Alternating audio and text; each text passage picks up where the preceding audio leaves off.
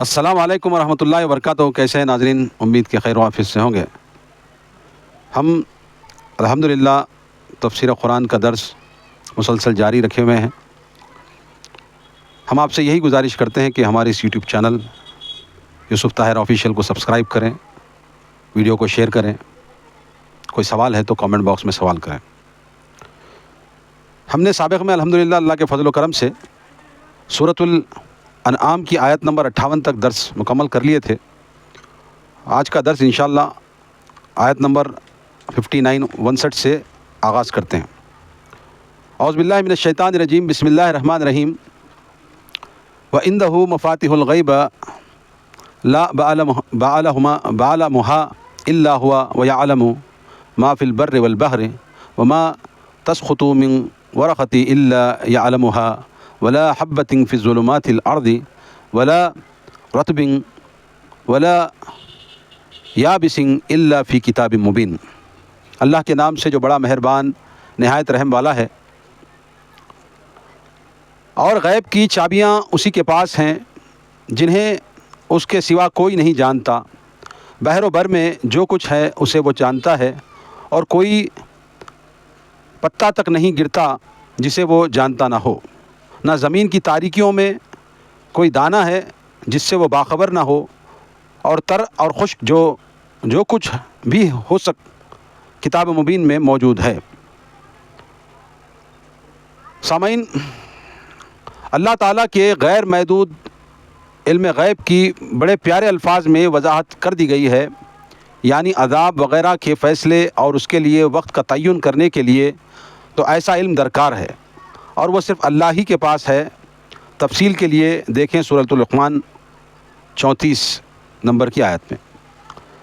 سالم بن عبداللہ اپنے والد سے روایت کرتے ہیں، آپ صلی اللہ علیہ وسلم نے فرمایا، غیب کی کنجیاں 5 ہیں۔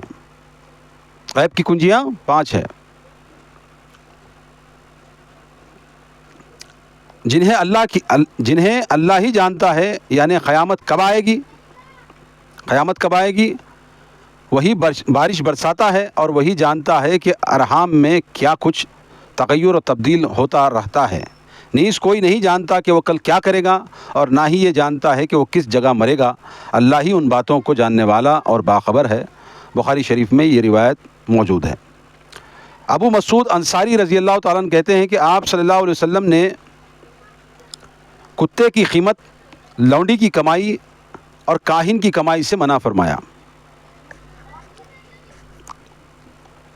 غیب کی جو 5 کنجیوں کے بارے میں بخاری شریف میں جو روایت ہے وہ بھی بتا دی گئی، اور یہاں پر جو حرام کمائی کے ضمن میں کتے کی قیمت لینا، لونڈی کی کمائی یعنی کہ جو لونڈی ہوتی ہے اس کو غیر مردوں کے ساتھ بہرحال جو بھی معاملات کر کے اس کی کمائی کھانا، اور کاہن کی کمائی سے منع فرمایا ہے۔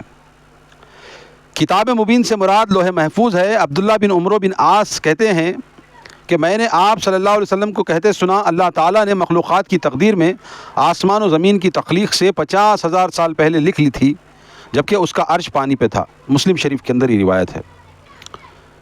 یہاں پر جو یہ پچھلے درس میں ہم نے بات کہی تھی کہ اللہ کے رسول صلی اللہ علیہ وسلم سے یہ کفار جو مطالبہ کر رہے ہیں کہ تم جس چیز کا وعدہ کرتے ہو عذاب کا وہ لے کر آؤ، تو انہوں نے جواب دیا، میں غیب نہیں جانتا۔ تو آگے اللہ تعالیٰ یہی وضاحت کروا رہا ہے کہ غیب کا علم تو صرف اللہ تعالیٰ کو ہی ہے۔ مثالیں اللہ کے رسول صلی اللہ علیہ وسلم نے یہاں پر دلوائی۔ قیامت کب ہے یہ بھی غیب میں ہے، یہ اللہ کے سوا کوئی نہیں جانتا۔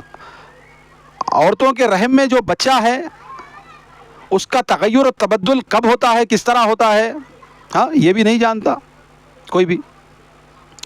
اور کہ وہ کل کیا کرے گا، ایک انسان کل کیا کرے گا، یہ بھی غیب کی بات ہے، وہ بھی نہیں جانتا کوئی اللہ کے سوا۔ اور یہ بھی نہیں جانتا کہ کس جگہ وہ مرے گا، اللہ ہی ان باتوں سے باخبر ہے۔ قیامت کب آئے گی، بارش کہاں برسے گی، کب برسے گی، ماؤں کے پیٹوں میں رحم میں کیا چیز پل رہی ہے اس کے بارے میں، وہ کل کیا کرے گا اگلا انسان اس کے بارے میں، اور وہ کہاں مرے گا اس کے بارے میں، یہ ساری چیزیں غیب کی ہیں۔ تو یہ اللہ کے رسول صلی اللہ علیہ وسلم نے وضاحت کے ساتھ بیان کر دی۔ اب اگرچہ کوئی اس کے برعکس یہ عقیدہ رکھتا ہے نہیں نہیں نہیں اللہ کے علاوہ بھی کوئی ان باتوں کو جانتا ہے تو بہت بڑا مشرک ہو گیا. یہاں پر کوئی بھی ذات ہو وہ نہیں جانتا ان چیزوں کو. یہاں پر کہ پتہ کب کون سا پتہ کب جو ہے گرے گا اس کی تک خبر اللہ تبارک و تعالیٰ کے علاوہ کسی کو نہیں ہے. تمام تر غیب کی کنجیاں اللہ کے پاس ہیں. اور یہاں پر یہ جو لونڈی کی کمائی اور کتے کی قیمت اس میں ساتھ میں کاہن، یہ کاہن کیا ہوتے ہیں؟ یہ کاہن وہی ہوتے ہیں جو کل کی باتوں سے لوگوں کو بتانے کی کوشش کرتے ہیں کہ بھئی پیش گوئی کرتے ہیں، ہاتھ دیکھ کر اس کی تقدیر بتانے کی بات کرتے ہیں. تو یہ سارے کی ساری چیزیں اللہ کے رسول صلی اللہ علیہ وسلم نے حرام شمار کیا ہے اور منع کیا ہے اور اس کے اوپر وعیدیں نازل ہوئی ہیں. اگرچہ کوئی بابا جی یہ کہتے ہیں کہ کل جو ہے آپ کا ہاتھ بتائیے، آپ کی لکیر ایسی ہے ویسی ہے، ہاں ہم ستاروں کو دیکھ کر ایسا ویسا کرتے ہیں، تو یہ سارے کے سارے اعمال یہ گناہ کے اعمال ہیں، یہ شرکی اعمال ہیں. یہ کوئی نہیں جانتا سوائے اللہ کے. اگرچہ کوئی یہ دعویٰ کرتا ہے تو اس نے بہت بڑا گناہ کیا اور اس کے اوپر حد نافذ ہوگی اسلامی شریعت کے مطابق. اور اللہ تبارک و تعالیٰ نے تمام چیزوں کی قیامت تک کی اور جو بھی چیزیں ہونے والی ہیں وہ تمام چیزیں اللہ تبارک و تعالیٰ نے مخلوق کے پیدا کرنے سے پہلے اللہ تعالیٰ نے مخلوقات کی جو تقدیر ہے اس کو لکھ لیے 50,000 سال پہلے. اب اللہ تبارک و تعالیٰ کے نزدیک وہ ایک دن کتنا ہے وہ دوسری آیتوں میں ہے، یہ بہت لمبی بات ہے. تو یہاں سے یہ وضاحت کی جا رہی ہے کہ اے کافرین، آپ جو رسول اللہ صلی اللہ علیہ وسلم سے مطالبہ کر رہے ہو کہ تم یہ جو بات کر رہے ہو کہ عذاب جو ہے اللہ تعالیٰ دے گا اگرچہ ہم یہ بت پرستی یہ گناہ کے کام نہیں چھوڑیں گے، تو وہ تم جو بات کر رہے ہو اس کو لے کر آؤ. تو اللہ کے رسول نے وضاحت کر دی کہ میرے ہاتھ میں نہیں ہے، یہ تمام غیب کی چیزیں اللہ ہی جو ہے جانتا ہے، میں نہیں جانتا. اب یہاں پر اگرچہ کوئی اللہ کے رسول صلی اللہ علیہ وسلم کے ساتھ علم غیب کی جو ہے بات کرتا ہے کہ نہیں اللہ تعالیٰ نے کیا کیا دیا، محبوب نے کیا کیا لیا، وہ محبوب ہی جانے. اللہ ہی کہہ رہا ہے اللہ ہی جانتا ہے، ہم نے کسی کو کچھ نہیں دیا. یہاں پر جو جبو دستار لٹکا کے لوگ کہتے ہیں کہ رسول کو اللہ تعالیٰ نے کیا کیا دیا اور رسول نے کیا کیا لیا، تمہیں کیا پتہ ہے؟ تو یہاں پر قرآن بتا رہا ہے نا، ہم نے کسی کو غیب پر مطلع نہیں کیا، غیب کو جو ہے نا اس کو نہیں بتایا، الا یہ کہ ہم فرشتوں کے ذریعے سے وحی کے ذریعے سے ہم اپنے محبوب بندوں کو یعنی نبیوں کو باتیں بتاتے ہیں. جب تک ہم نہیں پہنچاتے پیغام ان تک وہ باتیں نہیں پہنچتی. تو اس سے یہ بات ثابت ہوئی کہ اللہ کے رسول صلی اللہ علیہ وسلم یا دیگر جو ہے جس کے بارے میں بھی یہ گمان کیا جاتا ہے یا یہ عقیدہ رکھا جاتا ہے کہ وہ غیب جانتے ہیں، تو یہ بالکل سراسر غلط عقیدہ ہے. قرآن اس کی بابت وضاحت کر رہا ہے. آگے اللہ فرماتا ہے وَهُوَ الَّذِي يَتَوَفَّاكُم بِاللَّيْلِ وَيَعْلَمُ مَا جَرَحْتُم بِالنَّهَارِ ثُمَّ يَبْعَثُكُم فِيهِ لِيُقْضَىٰ أَجَلٌ مُّسَمًّى ثُمَّ إِلَيْهِ مَرْجِعُكُمْ ثُمَّ يُنَبِّئُكُم بِمَا كُنتُمْ تَعْمَلُونَ. اللہ تبارک و تعالیٰ فرماتا ہے اور وہی ہے جو رات کو تمہاری روحیں قبض کر لیتا ہے اور جو کچھ تم دن کو کرتے ہو وہ بھی جانتا ہے، پھر تمہیں اٹھا کھڑا کرتا ہے تاکہ مقررہ مدت پوری کی جائے، پھر اسی کی طرف تمہاری واپسی ہے، پھر وہ تمہیں بتلائے گا کہ تم نے دنیا میں کیا کرتے رہے.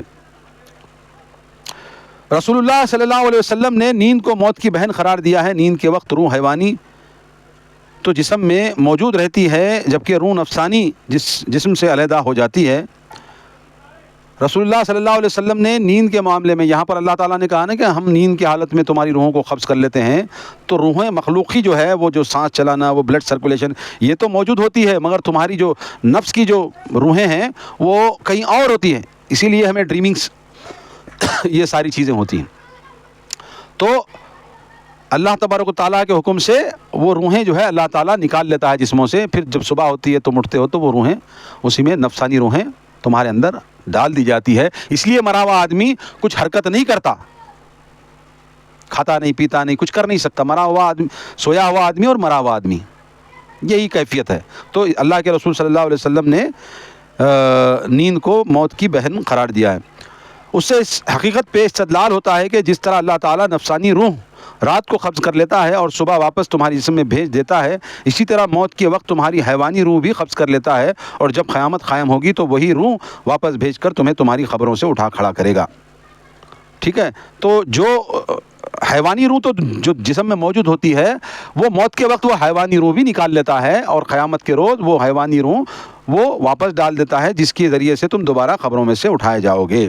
اب یہاں پر استدلال اگرچہ کوئی کرتا ہے کم ظرف کم عقل کہ بھائی انسان جل کر راکھ ہو گیا ہے، تو اللہ تبارک و تعالیٰ نے بخاری شریف میں غالباً یہ روایت موجود ہے کہ اس کی ایک جو دم کی جو ہڈی جو ہوتی ہے، نس ہوتی ہے، ہڈی ہوتی ہے، وہ ضائع نہیں ہوتی، بالکل باریک انزائم ٹائپ جو بھی ہوتی ہے وہ اللہ تبارک و تعالیٰ بیچ کے طریقے سے اس پر پھر گوشت چڑھا دیتا ہے، پھر ہڈیاں پھر اس طرح روح ڈالتا ہے. وہ ختم نہیں ہو سکتی، نہ وہ جل سکتی ہے، نہ وہ مٹ سکتی ہے، نہ وہ خراب ہوتی ہے. ٹھیک ہے، وہ موجود رہتی ہے دنیا میں اور زمین پر.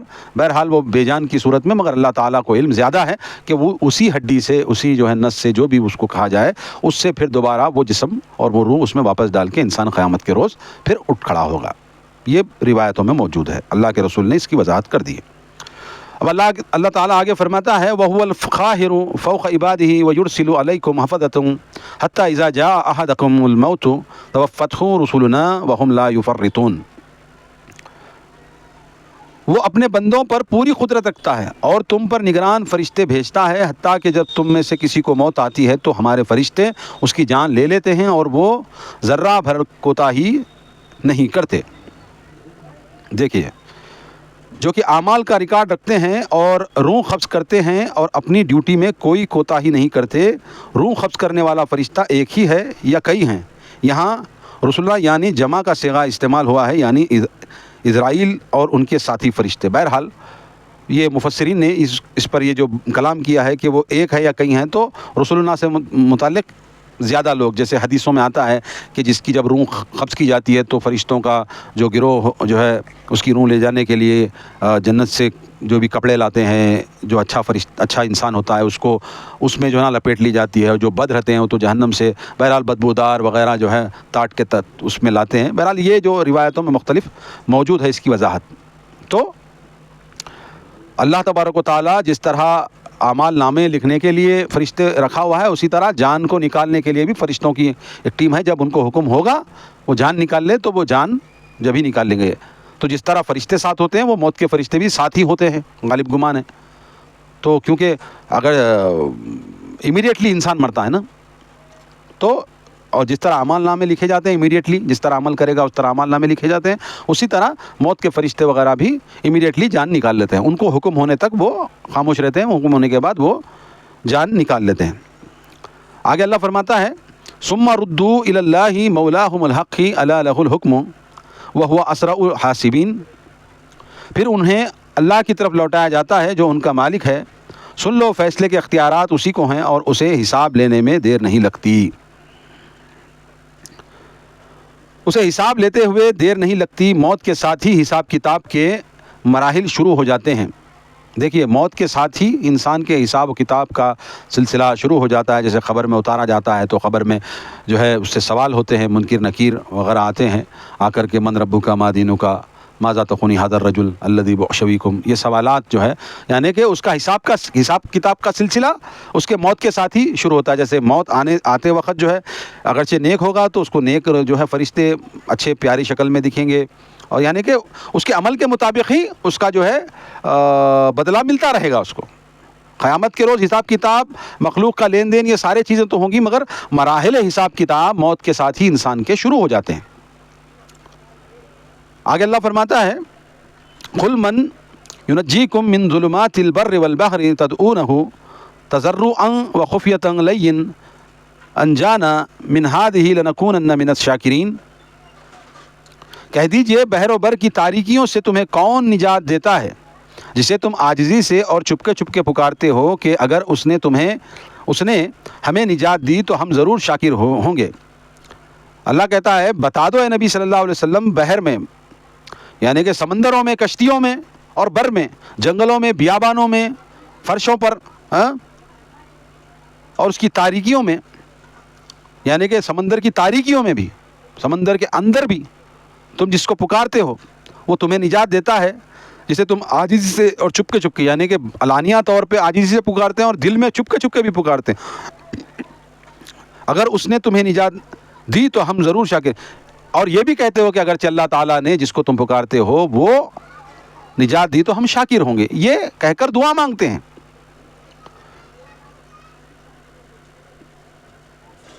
آگے اللہ فرماتا ہے قل اللہ ینجیکم منہا ومن کل کرب ثم انتم تشرکون، کہہ دیجئے کہ اللہ ہی تمہیں اس مصیبت سے اور ہر شدت سے نجات دیتا ہے، پھر بھی تم اس کے شریک ٹھہراتے ہو۔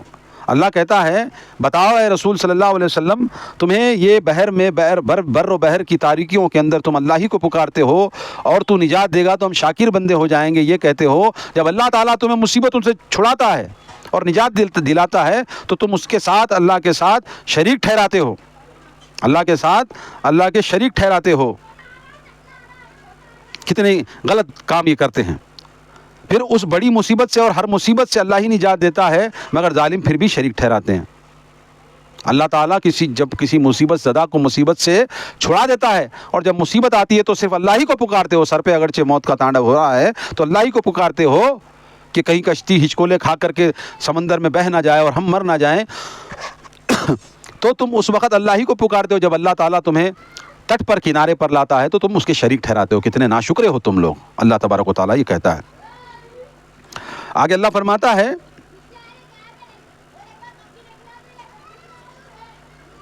قل هو القادر علی ان یبعث علیکم عذابا من فوقکم او من تحت ارجلکم او یلبسکم شیعا ویذیق بعضکم بعض بعض انظر کیف نصرف الآیات لعلہم یفقہون۔ آگے اللہ فرماتا ہے بتا دیجئے کہ اللہ قادر ہے کہ وہ تم پر تمہارے اوپر سے یا تمہارے پاؤں کے نیچے سے تم پر کوئی عذاب مسلط کر دے، یا تمہیں فرقے فرقے بنا کر ایک فرقے کو دوسرے سے لڑائی کا مزہ چکھا دے۔ دیکھیے ہم کس طرح آیات بیان کرتے ہیں تاکہ وہ سمجھ سکیں۔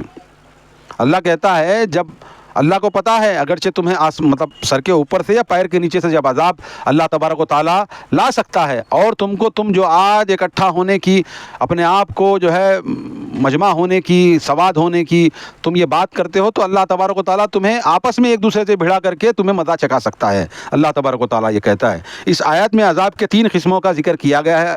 سعد رضی اللہ تعالیٰ عنہ روایت کرتے ہیں کہ فرمان رسول صلی اللہ علیہ وسلم ہے، میں نے اللہ تعالیٰ سے 3 دعائیں مانگی، 2 قبول ہوئیں اور 1 سے منع کر دیا گیا۔ میں نے اپنے رب سے دعا کی کہ قحط عام کے ذریعے سے میری امت ہلاک نہ ہو۔ اللہ کے رسول صلی اللہ علیہ وسلم نے جیسے پچھلی امتوں کو قحط سالی سے پوری امت کو ہلاک کر دیا، خشک سالی سے اور بھوک کی شدت سے ہلاک کر دیا، تو اللہ تبارک و تعالیٰ سے رسول اللہ صلی اللہ علیہ وسلم نے مانگا کہ میری امت کو ایسا اچانک ہلاک مت کر، یکساں پوری امت کو۔ تو لہذا اللہ کے رسول صلی اللہ علیہ وسلم کی امت پر یکساں کبھی بھوک و پیاس اور قحط سالی نہیں آئے گی۔ ٹھیک ہے، یہ دعا قحط عام کے ذریعے میری امت ہلاک، اللہ نے اس کو قبول کر لیا۔ اللہ کے رسول نے کہا کہ اللہ تعالیٰ نے یہ بات کو میری قبول کی۔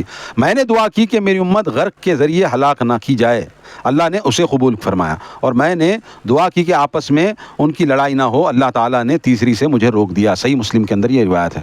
اللہ کے رسول صلی اللہ علیہ وسلم نے تینوں دعا مانگی، ایک مانگی کہ قحط سالی سے ہلاک نہ کرے اور غرق کر کے ہلاک نہ کرے امت کو، غرق کے ذریعے سے، یعنی کہ جیسے کہ نوح علیہ السلام کی امت کو غرق کر کے پانی میں ڈبو کر کے ہلاک کر دیا نا، تو اس طرح ہلاک نہ کرے۔ اور اللہ کے رسول نے کہا کہ اے اللہ میری یہ دعا ہے کہ میری امت کو آپس میں دعا کی آپس میں ان کی لڑائی نہ ہو، اللہ تعالیٰ نے اس سے اللہ تعالیٰ نے روک دیا۔ اس لیے امت کے اندر لڑائیاں ہوتی رہتی ہیں، یہ عام بات ہے۔ تو اب یہ عام بات ہے کر کے آپس میں لڑنا نہیں ہے، لڑائی سے بچنا ہے، مگر رسول اللہ صلی اللہ علیہ وسلم نے یہ دعا مانگی تھی کہ کبھی نہ ہو، مگر بعض وقت ہو جاتی ہے، اللہ تعالیٰ نے اس سے ان کو روک دیا تھا۔ آگے اللہ فرماتا ہے وَإِذَا رَأَيْتَ، ہر خبر اللہ فرماتا ہے وَكَذَّبَ بِهِ قَوْمُكَ وَهُوَ الْحَقُّ قُل لَّسْتُ عَلَيْكُمْ بِوَكِيلٍ لِكُلِّ نَبَإٍ مُسْتَقَرٌّ وَسَوْفَ تَعْلَمُونَ۔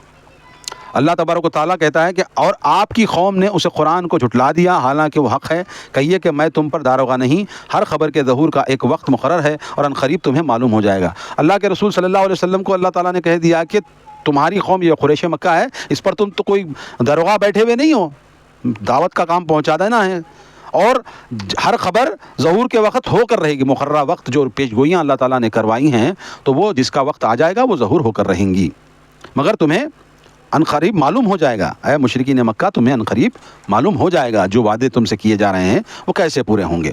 آگے اللہ فرماتا وَإِذَا رَأَيْتَ الَّذِينَ يخوضون في آياتنا فأعرض عنهم حتى يخوضوا في حديث غيره وإما ينسينك الشيطان فلا تقعد بعد الذكر مع القوم الظالمين.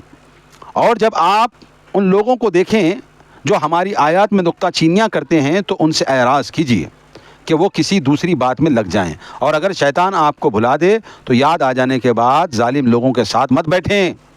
دیکھیے اللہ کے رسول صلی اللہ علیہ وسلم کو اللہ تعالیٰ کہہ رہا ہے کہ جب اللہ تعالیٰ کا، اسلام کا، آپ کا تمسخر اڑایا جا رہا ہے تو آپ ان کے ساتھ مت بیٹھیے.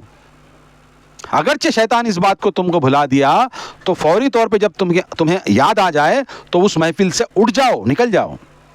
اگر کوئی شخص ایسی محفل میں بیٹھے اور کوئی جوابی کارروائی نہ کرے جہاں احکام الہی اور اس کے نبی صلی اللہ علیہ وسلم کی سنت کی تحقیر کی جا رہی ہو یا مذاق اڑایا جا رہا ہو، چاہے عملی ہو یا قولی، تو یہ اس بات کی دلیل ہے کہ اس میں دینی غیرت و حمیت کا جنازہ نکل چکا ہے. ایسی محفلوں میں بیٹھنا منع ہے. فرمان الہی ہے اور اپنی کتاب میں تمہارے لیے یہ حکم پہلے نازل کر چکا ہے کہ جب تم سنو کہ آیات الہی کا انکار کیا جا رہا ہے اور ان کا مذاق اڑایا جا رہا ہے تو ان کے ساتھ مت بیٹھو حتیٰ کہ یہ لوگ کسی دوسری بات میں لگ جائیں، ورنہ تم بھی انہی جیسے ہو جاؤ گے. بلا شبہ اللہ تعالیٰ تمام منافقوں اور کافروں کو جہنم میں جمع کرنے والا ہے. سورۃ النساء میں یہ آیتیں موجود ہیں. یعنی کہ لب لباب اس بات کا یہی ہے کہ جہاں پر تمسخر اڑایا جا رہا ہے، مگر آج اللہ تبارک و تعالیٰ نے عقل دی ہے مسلمانوں کو، مگر یہ خود کو مسلمان کہنے والے داڑھی ٹوپی بیٹھ کر کے اسٹوڈیو میں رات دن مسلمانوں کا مذاق اڑواتے ہیں. 4 غیر مسلموں کو بٹھا دیا جاتا ہے، 2 ایسے جاہل ملاؤں کو بٹھایا جاتا ہے تاکہ اسلام کو ذلیل کروایا جا سکے. اب ان کے پاس ایک اسکرپٹڈ چیز ہوتی ہے کہ بھئی اس بات کا جواب دو، اس بات کا مت دو. اب یہ بیٹھ کر اپنے اس پیٹ کو جہنم کو بھرنے کے لیے یہ مسلمان ہوتے ہیں یا نہیں ہوتے یہ اللہ ہی بہتر جانے، مگر حلیے کے طور پہ مسلمانوں جیسا دکھتے ہیں اور ان کو بٹھا کر کے رات دن 24 گھنٹے سوشل میڈیا ہو، نیشنل میڈیا ہو، اسٹیٹ میڈیا ہو، ورلڈ میڈیا ہو، اسلام کو رذیل اور کیا کہتے ہیں ظالم، فاسق، فاجر جیسے ایسا پیش کیا جاتا ہوا کہ مسلمان اتنے بڑے ظالم ہیں اور اسلام ایسا کرتا ہے ویسا کرتا ہے، اور رسول اللہ صلی اللہ علیہ وسلم کے احکام کی دھجیاں بھیڑتا ہے. اور کوئی کہتا ہے کہ قربانی آئے تو ایک کیک کاٹو، بکرا نہ کاٹو، بلکہ بکرے کی شکل بناؤ ایک کیک کی اور وہ کیک کو کاٹو. یہ اس طرح جو ہے ایکو فرینڈلی بقرعید مناؤ. یہ کر کے اسلام کو ذلیل یہ لوگ کرتے ہیں، جبکہ سمویدھان نے پورا حق دیا ہے کہ جو سمویدھان کے دائرے میں جو حقوق ہیں، جتنے بھی مائنورٹیز ہیں، جتنے مسلمان ہوں، کوئی بھی قوم کا ہو، کہ اس کے تہواروں کو ایز پر رولز اینڈ ریگولیشن بالکل عمل کر سکتا ہے. اور یہ تم اسلام کو اس کا نقشہ ہی بگاڑنے کے لیے اسٹوڈیو میں بیٹھ کر کے کیک نما بکرا کٹوا کر کے اسلام کو بے عزت کرتے ہو کہ نہیں ہوتے. مسلمانوں کو کہا جا رہا ہے کہ ان محفلوں میں نہ بیٹھو، اور جو ٹی وی اسکرین پر، جو میڈیا پر جو دیکھتے ہو، ان کو ویورشپ ملاتے ہو، ان کی ریٹنگ بڑھاتے ہو، تم بھی انہی محفلوں میں شامل ہو جاؤ گے اگرچہ تم نے اس کا رد نہیں کیا. اللہ تعالیٰ نے حکم دیا ہے، اللہ کے رسول نے حکم دیا ہے کہ تم بکرا، دمبا، مینڈا کاٹو. یہ بھرپور طور پر حکومت بھی اس کا جو ہے اجازت دیتی ہے. سلاٹر ہاؤس میں کاٹو، جہاں جہاں جو سسٹم کے حساب سے جو اسٹیٹ پالیسیز ہیں اس کے حساب سے قانون پر عمل کرتے ہوئے آپ کاٹو. اسلام کہیں یہ نہیں کہتا کہ کیک نما بکرا بنا کر کے اس کو کاٹو.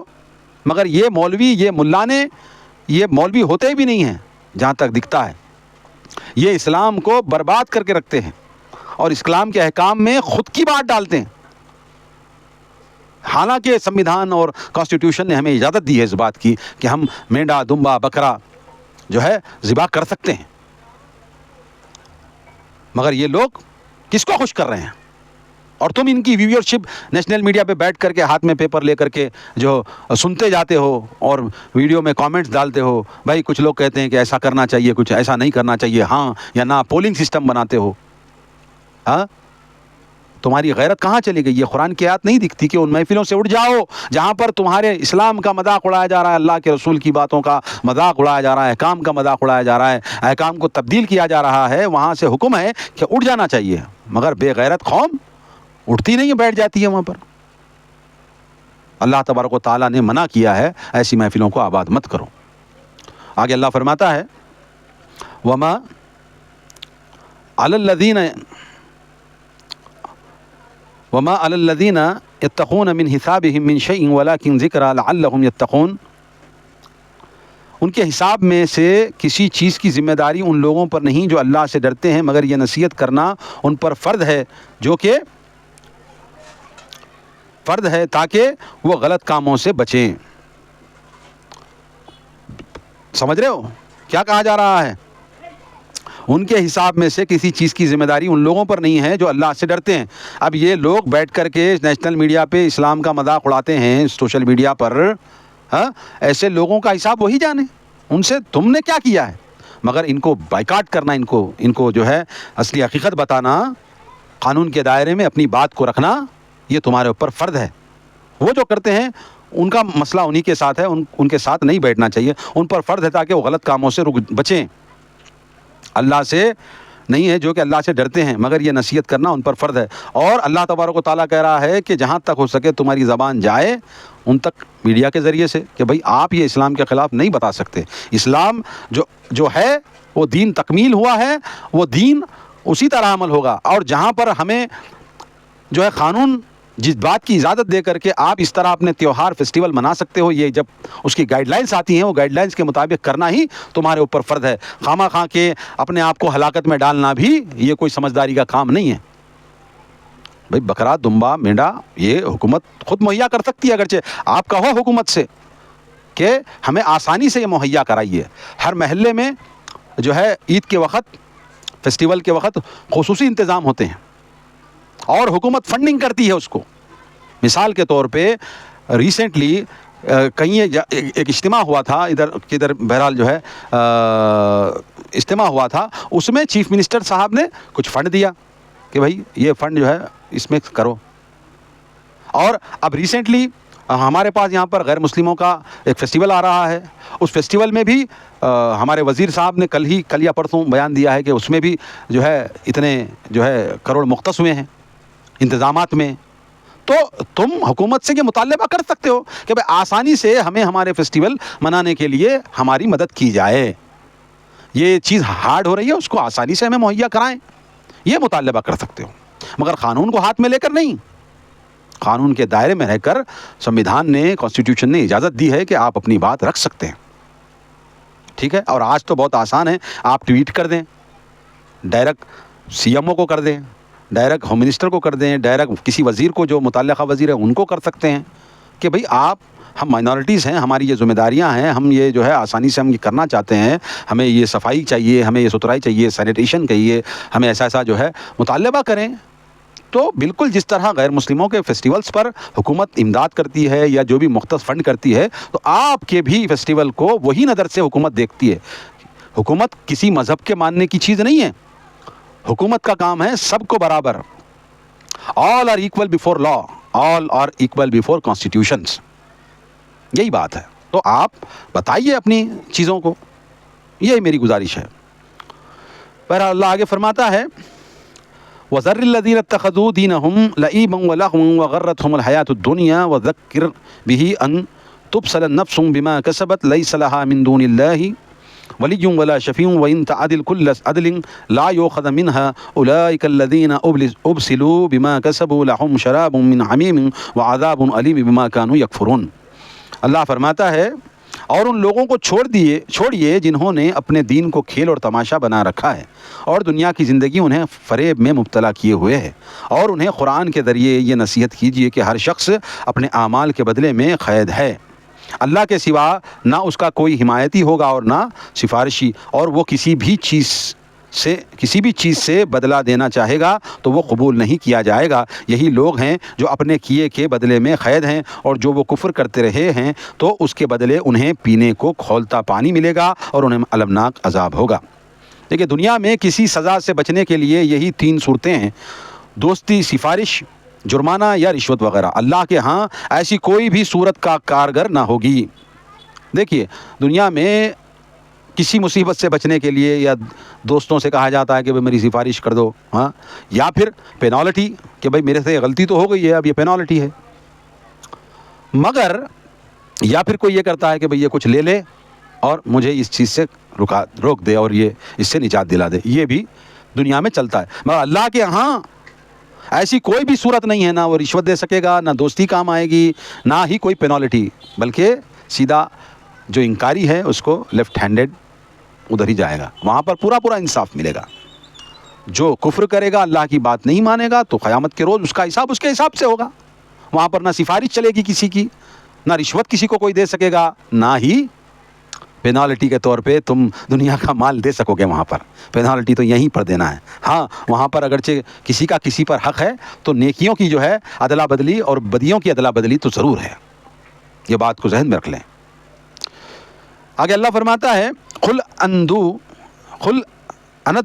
من دون اللہ ما لا ينفعنا ولا يضرنا ونرد على اعقابنا بعد اذ هدانا الله كالذي استحوته شياطين في الارض حيران له اصحاب يدعونه الى الهدى ائتنا قل ان هدى الله هو الهدى وامرنا لنسلم لرب العالمين۔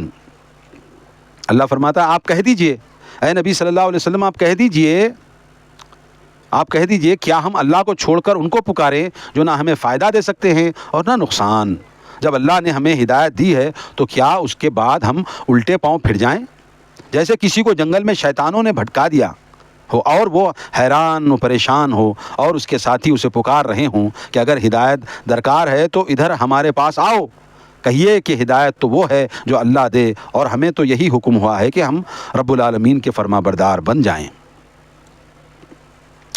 معبود برحق کی ایک لازمی صفت یہ ہے کہ فائدہ اور نقصان پہنچانے کی طاقت رکھتا ہے۔ اللہ تبارک و تعالیٰ معبود برحق ہے، اسی کے پاس ہے، نقصان چاہے دے فائدہ چاہے دے، اسی کے اختیار میں، اسی کے قدرت میں ہے۔ جو خود اپنی ذات سے تکلیف رفع نہ کر سکے وہ دوسروں کی ذات سے کیا تکلیف رفع کر سکے گا؟ معبود وہ نہیں ہو سکتا جو خود سے اپنی تکلیف دور نہ کر سکے، تو وہ دوسروں کی تکلیف کیسے دور کر سکے گا؟ یہ معبود نہیں کہلائے گا۔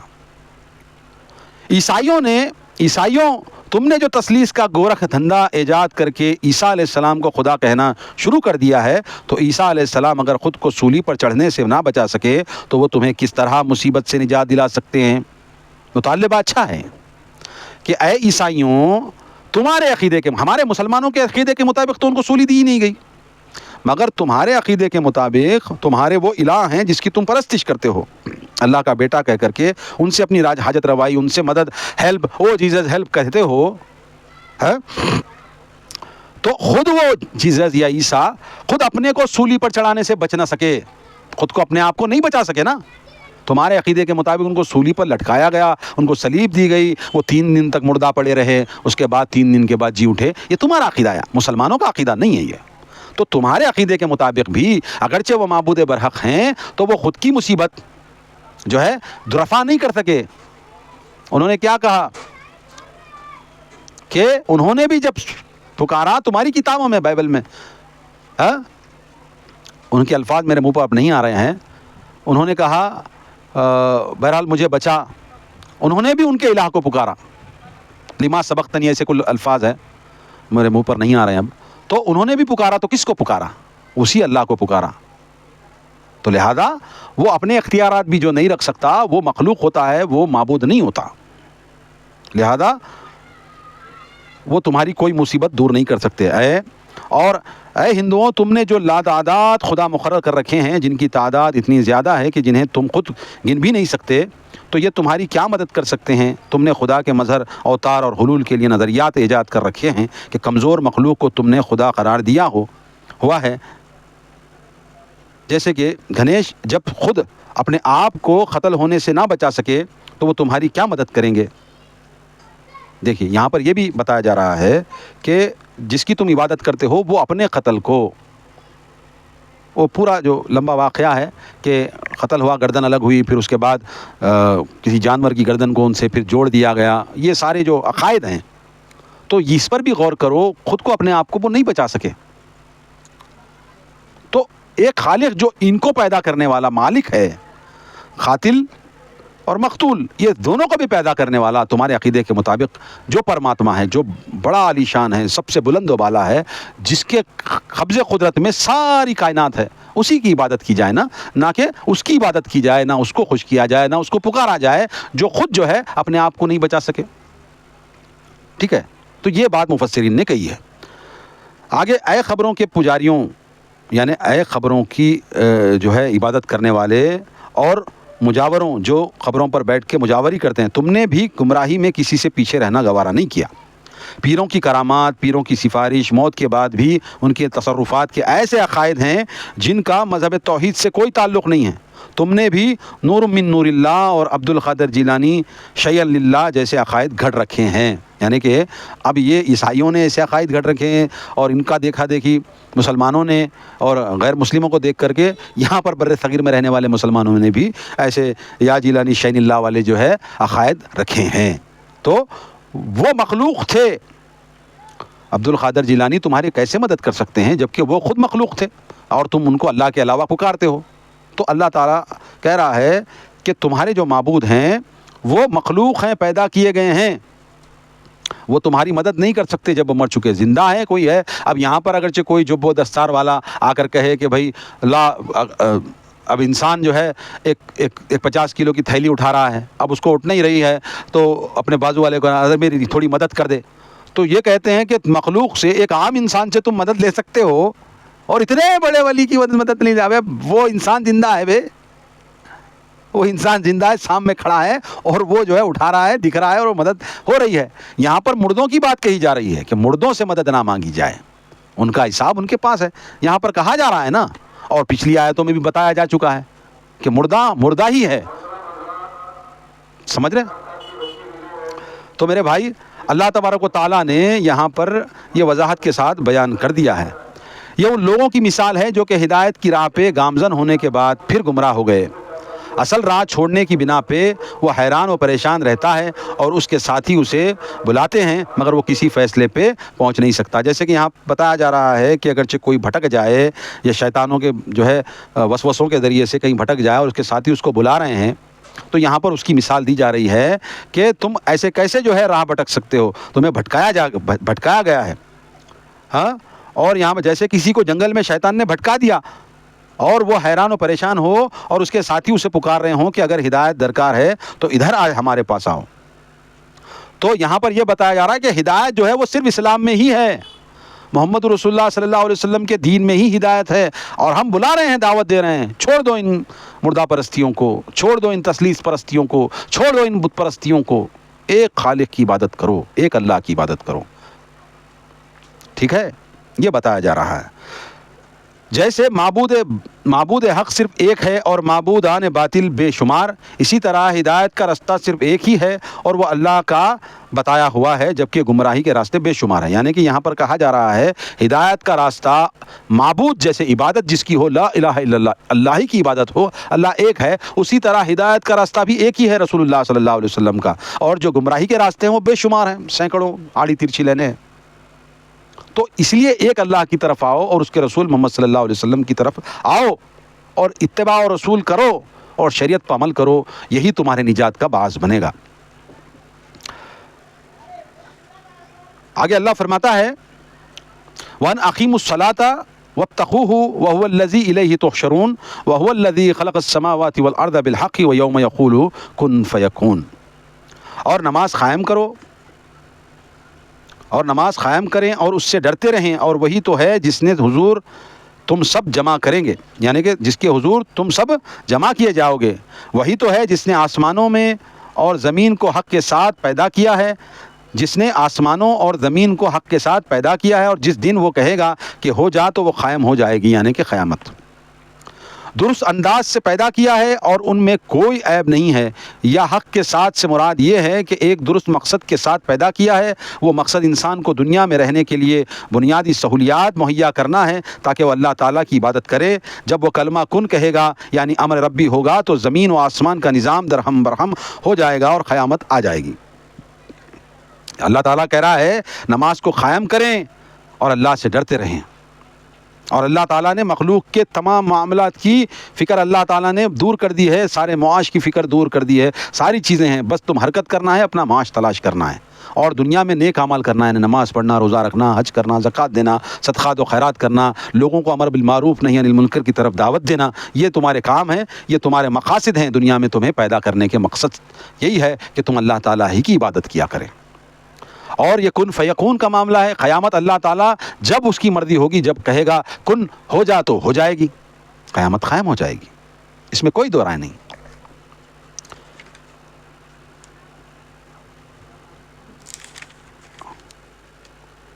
آگے اللہ فرماتا ہے قول الحق وله الملک یوم ينفخ فی الصور عالم الغیب والشہادۃ وهو الحکیم الخبیر، اس کی بات سچی ہے اور جس دن سور میں پھونکا جائے گا اس دن اسی کی حکومت ہوگی، وہ چھپی اور ظاہر سب باتوں کو جاننے والا ہے اور وہ دانا اور ہر چیز سے کی خبر رکھنے والا ہے۔ ابن عمر رضی اللہ تعالیٰ عنہ سے روایت ہے کہ آپ صلی اللہ علیہ وسلم نے فرمایا سور ایک خرن نرسنگایا بگل یعنی بگل ہے جس میں پھونکا جائے گا، یعنی کہ بہرحال سور جو ہے وہ جس میں وہ کیا کہتے ہیں سور کے جو فرشتے ہیں میکائیل جو سور پھونکیں گے قیامت کے روز، وہ اللہ تعالیٰ کا جب حکم ہوگا وہ سور پھونکا جائے گا۔ ترمذی میں یہ ہے روایت موجود ہے۔ سور کو اسرافیل میکائیل نے، میکائیل تو بارش والے ہیں، اسرافیل، سور کو اسرافیل اپنے منہ میں لیے اللہ کے حکم کا انتظار کر رہے ہیں، جس دن انہیں حکم ملے گا وہ اس میں پھونک ماریں گے۔ ابو ہریرہ رضی اللہ تعالیٰ فرماتے ہیں کہ سور 2 بار پھونکا جائے گا اور ان دونوں میں 40 کا فاصلہ ہوگا۔ لوگوں نے پوچھا 40 دن کا؟ کہنے لگے کہ میں نہیں کہہ سکتا۔ لوگوں نے کہا کہ 40 ماہ کا؟ کہنے لگے کہ میں نہیں کہہ سکتا۔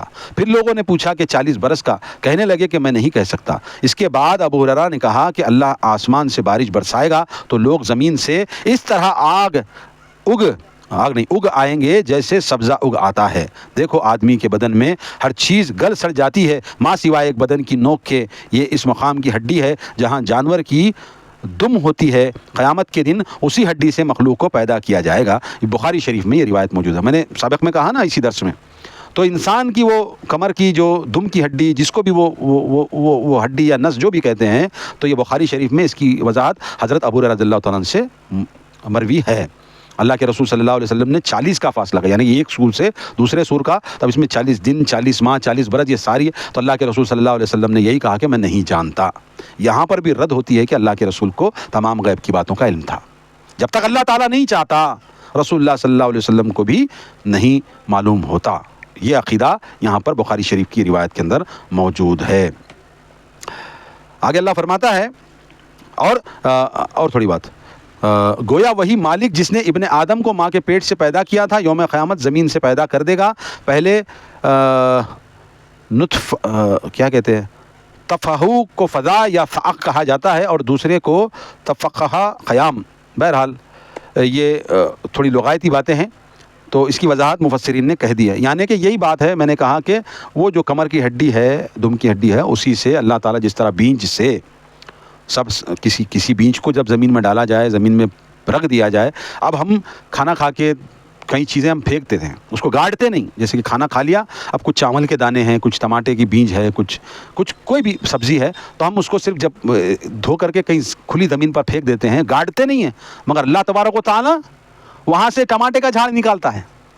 تو یہی قدرت ہے۔ اسی طرح انسان کو جس طرح وہ سبزی سے زمین سے نکلے گا، اسی طرح انسان بھی وہ چیز سے اس کی گوشت، اس کی ہڈیاں پھڈیاں، آنکھیں بنا کے سب اللہ تبارک و تعالیٰ اس کو اٹھا کر کھڑا کرے گا۔ یہ بخاری شریف میں وضاحت کے ساتھ بیان کیا گیا۔ بہرحال آج کے لیے بس اتنا ہی۔